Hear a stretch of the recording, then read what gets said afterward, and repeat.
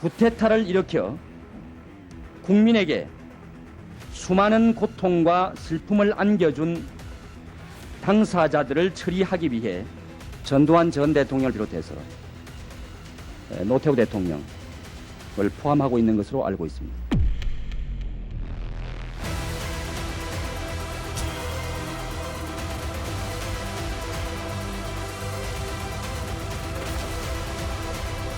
진상규명과 관련하여 미흡한 부분이 있다면 이는 훗날의 역사에 맡기는 것이 도리라고 믿습니다.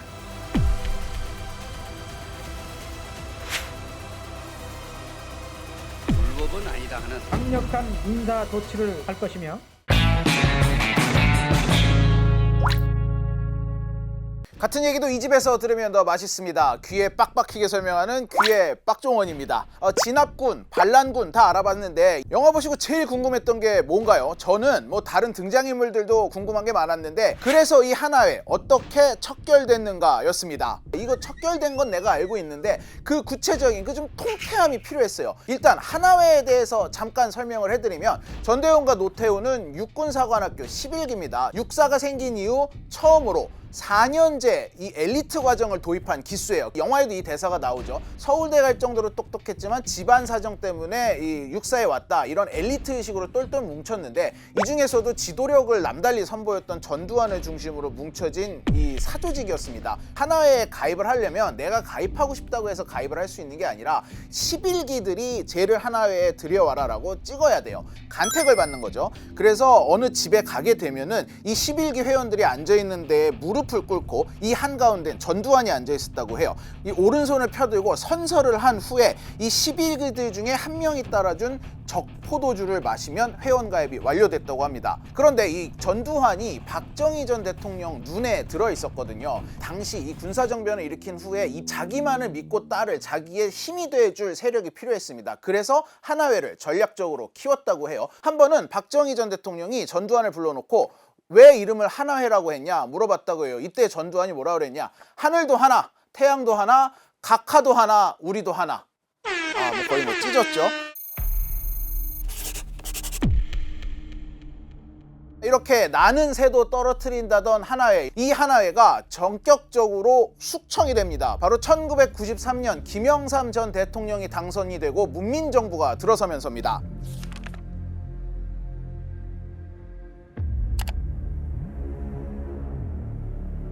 처음 숙청 대상으로 꼽힌 이들은 전화로 통보를 받고 군복을 벗었습니다. 그리고 바로 4시간 5분 만에 후임을 김영삼 전 대통령이 임명을 했을 정도로 모든 걸 사전에 세팅을 극비리에 해놓고 전격적으로 진행을 했어요. 그걸 척결하기 전에는 우리나라 민주주의가 안 된다고 생각했습니다. 그런데 그 말을 미리 하면 하나의 사람들이 그냥 안 있거든요. 또 쿠데타 해버리고 이러니까. 그런데 거기에서 김영삼이가 문민 대통령이지만은 군과 동거할 거다. 이렇게 쓰는 겁니다. 토벌을 말이에요. 외국 신문들이. 근데 내가 그때 반론은 제기 안 하고 속으로 웃기지 마라. 내가 그 대통령 하면서 그렇게 더럽게는 안 한다. 왜 동거를 하느냐. 이렇게 생각하고 있었어요. 한화회 숙청 작업이 본격적으로 진행을 된 건 이 한화회 명단 살포 사건이라는 일이 벌어지고 난 후입니다.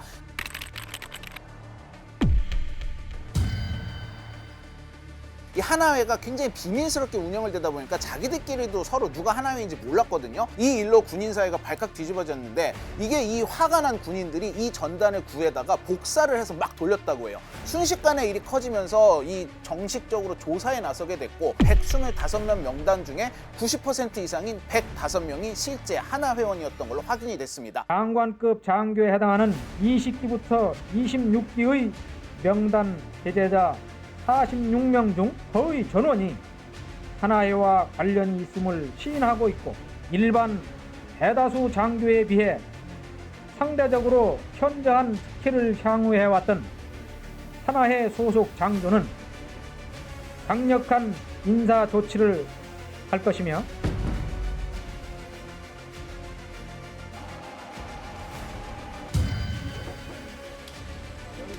이 군의 비토 같은 걸 느끼시지는 않으셨나요? 국민의 지지가 그만큼 있기 때문에 힘이 있었던 겁니다. 그러니까 하나에도 청산할 수 있었던 거죠. 하나에도 청산 안 했으면 김대중이나 노무현이가 대통령 안 됐을 겁니다. 자, 이쯤 되니까 이런 뉴스를 접하는 국민들 어떤 생각을 했겠어요? 이뿐입니까? 이 군부 세력에게 비자금이 들어가는 걸 막기 위해서 금융실명제도 전격적으로 도입을 했죠. 야, 이제야 좀 세상이 제대로 돌아가는구나. 이거 정말 사이다다. 이렇게 생각을 하고 있었는데 갑자기 정부에서 이상한 말이 나와요. 12.12 사태는 쿠데타냐 합법적 군사 행동이냐. 그것이 역사적으로 앞으로 어떻게 조명이 될런지 하는 것은 좀 더 두고 봐야 되겠습니다만은 불법은 아니다 하는 그런 해석을 하고 있다고 하는 점을 12.12 사태는 김영삼 대통령이 이미 누차 언급한 바와 같이 하극상에 의한 군사 쿠데타적인 사건입니다. 아니, 쿠데타면 쿠데타지 쿠데타적 사건은 뭐냐? 이 12.12 군사 반란을 어떻게 처리할 것인가에 대한 당시 김영삼 문민정부의 이 노선은 이미 확정이 됐던 걸로 보여요. 이 5.18을 앞두고 5.18을 처음으로 민주화 운동이라고 공식적으로 선언을 하는 긴급 담화를 발표하는데 여기까지는 굉장히 좋았어요. 그런데 갑자기 여기에 사법적인 처리를 하지 않고 역사의 판단에 맡기겠다라는 얘기를 합니다. 진상규명은 역사를 올바르게 바로잡고 정당한 평가를 받자는 데 그 목적이 있습니다.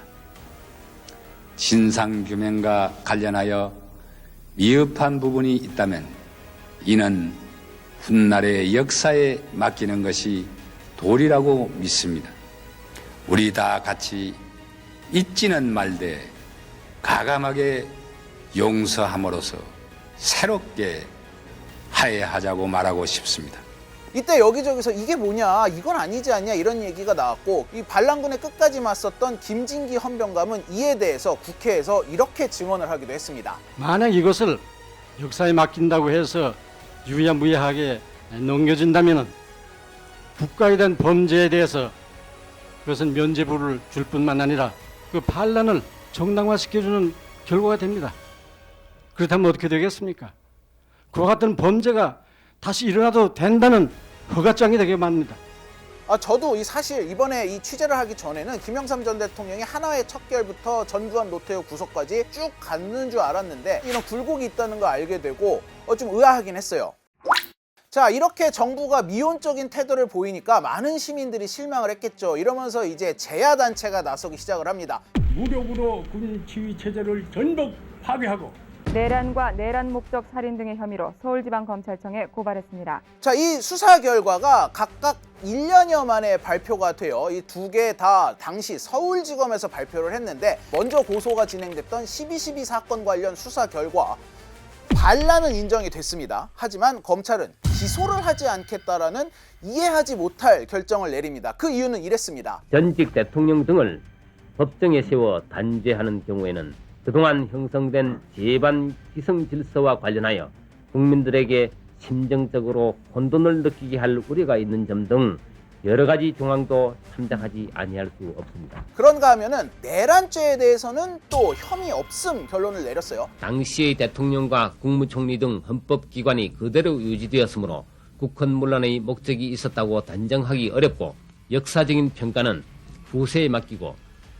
관련자들에 대한 사법적 판단은 이번 검찰의 결정으로 마무리하는 것이 바람직하다고 할 것이며 법의 처벌을 받을 기회를 검찰이 스스로 자기네 단계에서 막은 거예요. 이게 굉장히 월권이라고 생각을 했거든요. 발표를 하는 이 워딩만 보더라도 당시 검찰이 선민의식에 가득 차 있구나를 느낄 수 있었습니다. 반쪽짜리 수사 결과가 나오자 정승화 총장과 장태환 사령관 등은 당연히 반발을 했어요. 이게 말이 되냐 이러면서 여러 군데 나와서 인터뷰를 했습니다. 죄가 있다면 반드시 그거는 기소가 돼야 하는 것이지 어떤 국민은 그보다 더 모한 죄를 짓고도 기소가 돼서 그래 재판을 받고 형무소 가고 어떤 사람은 처음부터 기소도 안 된다면 그런 불공평한 우리가 사회 우리 스스로가 만족할 수 있겠어요? 전체적으로 보면 용서할 수 없는 그런 참 과오를 저지른 사람들인데 그것이 어떻게 공로를 참작해서 기소유예 처벌을 받아야 할 대상인지 그러한 납득이 잘 안 가는 겁니다. 자, 이로부터 1년 뒤에 뒤이어 진행됐던 5.18 사건 관련한 고발에 대한 검찰의 수사 결과가 또 나오거든요. 이 12.12 반란과 관련해서는 유죄가 인정되지만 기소를 하지 않겠다라고 했잖아요. 5.18 관련 수사 결과를 내면서는 아예 공소권 없음 처리를 해버렸어요. 같은 서울지검에서 1년 사이에 이 전혀 다른 법리 해석을 내놓은 겁니다. 피의자들이 정권 창출 과정에서 취한 일련의 조치나 행위는 사법심사가 배제된다고 보는 것이 상당합니다. 검찰의 결정을 한마디로 요약하면 성공한 내란에 대해서는 도덕적인 평가에 어떻든 사법적인 잣대로 판단할 수 없다는 것입니다. 실패하면 반역, 성공하면 혁명 아닙니까? 그런데 이번에도 역시 검찰은 이걸 재판부에 넘기지 않고 자기들이 스스로 심지어 사법적으로 처리를 받지 않아도 되는 영역을 지정을 해버린 거예요.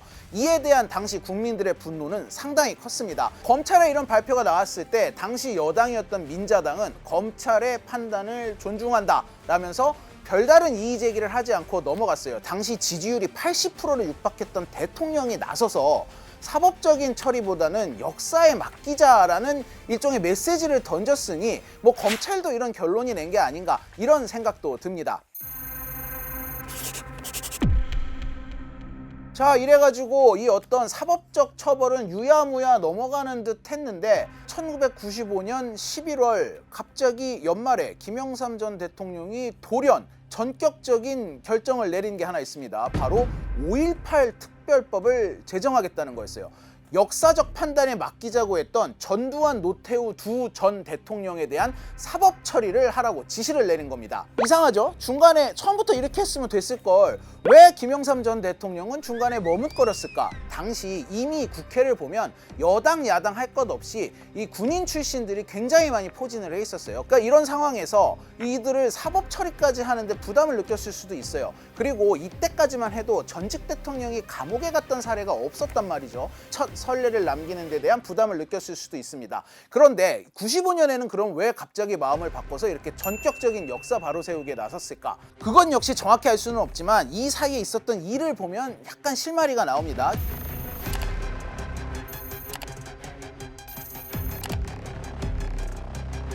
여러 가지로 이 사회 불만이 고조가 되면서 김영삼 전 대통령 지지율이 이 무렵에 크게 떨어집니다. 그런데 역사 바로 세우기를 하겠다면서 전두환, 노태우에 대한 처벌을 강조를 하는데 이 이후에 실제로 김영삼 대통령의 지지율이 다시 40%대까지 회복이 됩니다. 뭐 이런 당시 배경이 영향을 미치지 않았을까라는 분석이 나오고 있습니다.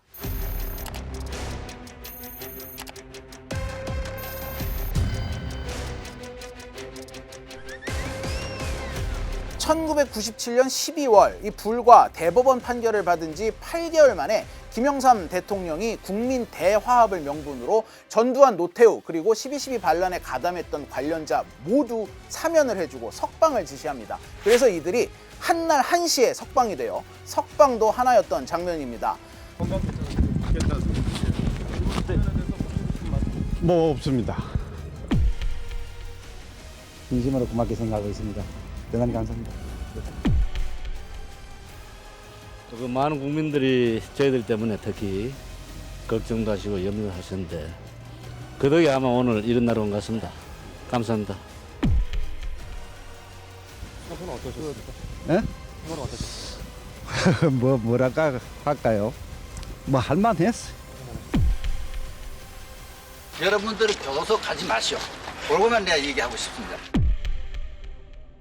근데 이때 그럼 김영삼 전 대통령이 이 사면을 해주지 않았다면 이들이 계속 감옥에서 살았을까?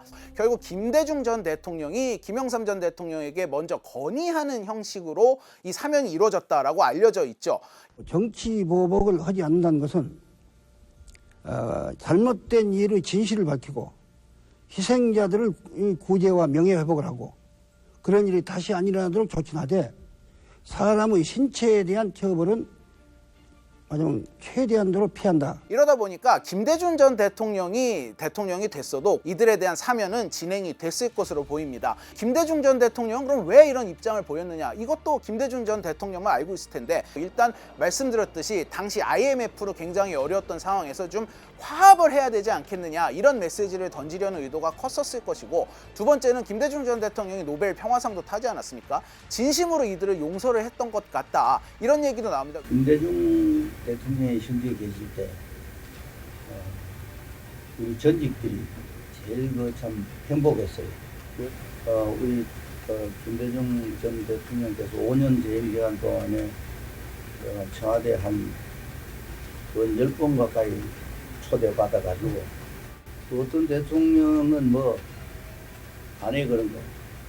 그런데 과연 이 대통령들이 이들을 용서한다고 해서 국민 대화합이 될까요? 이들에 대한 처벌이 그렇게 우여곡절 끝에 이렇게 어렵게 이루어졌는데 사면을 해서 석방을 해주는 건 좀 너무 일방적인 결정이 아니었냐, 이런 비판이 아직도 나오고 있고, 이 김영삼, 김대중 두 전 대통령의 약간 오점이다, 이렇게까지 설명을 하는 사람들도 있습니다.